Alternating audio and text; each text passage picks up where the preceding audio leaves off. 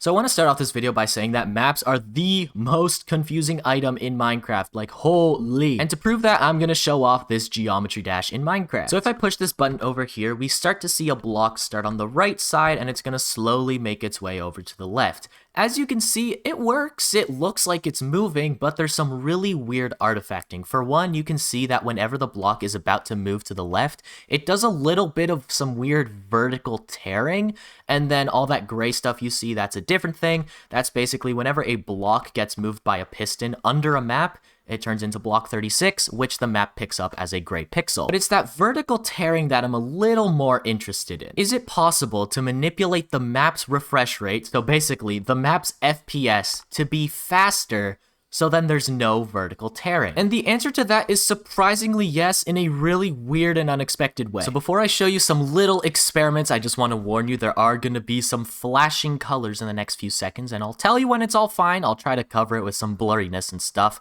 but yeah, just so you know, there's going to be a lot of flashing colors. So the thing about maps is that when you pull them up, they actually render their area from left to right. So here we have this giant flashing thing. It is basically flashing a different color every single game tick between 16 different colors. Eventually it stabilizes into this, so into a bunch of vertical lines. But what's interesting about these vertical lines is that you can actually manually refresh the entire map. So if I just put this in my offhand and I just take a lapis block and I start making some visual changes on some pixels over here, as you can see, it actually refreshes like the right side of the map, basically where my player is starting. So if I go all the way, let's say go to this side, and I start placing some pixels, it should ripple across the whole thing.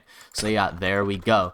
And as you can see, the more disturbances I cause, the more color changes I cause, the longer the flicker lasts. So that means you can forcefully make the map FPS higher by spamming a bunch of color updates to the column. So now how do we apply this to our geometry dash display? Well, if I go all the way over here, you may be noticing, whoa, what is this line of dispensers?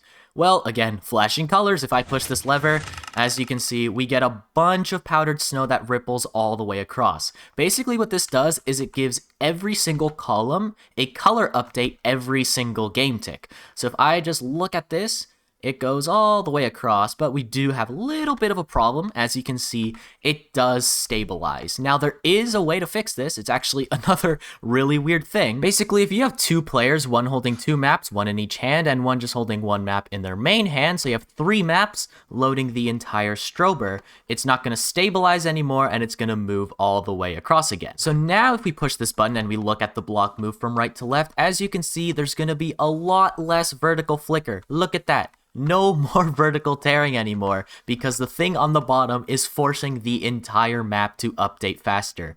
I don't know why this works. This is really weird, but it's also probably one of the weird, like the coolest map things I've ever discovered in Minecraft. Shout out to Squibble. Me and him were literally in a VC for a whole night figuring out how this map stuff works, and he's the one who made the flickering platform command stuff, so I wouldn't be able to discover all this stuff without him. His channel will probably be in the description. So what's the conclusion to all this? Well, just like a bunch of clickbait videos, I literally made a Minecraft build that boosts your FPS.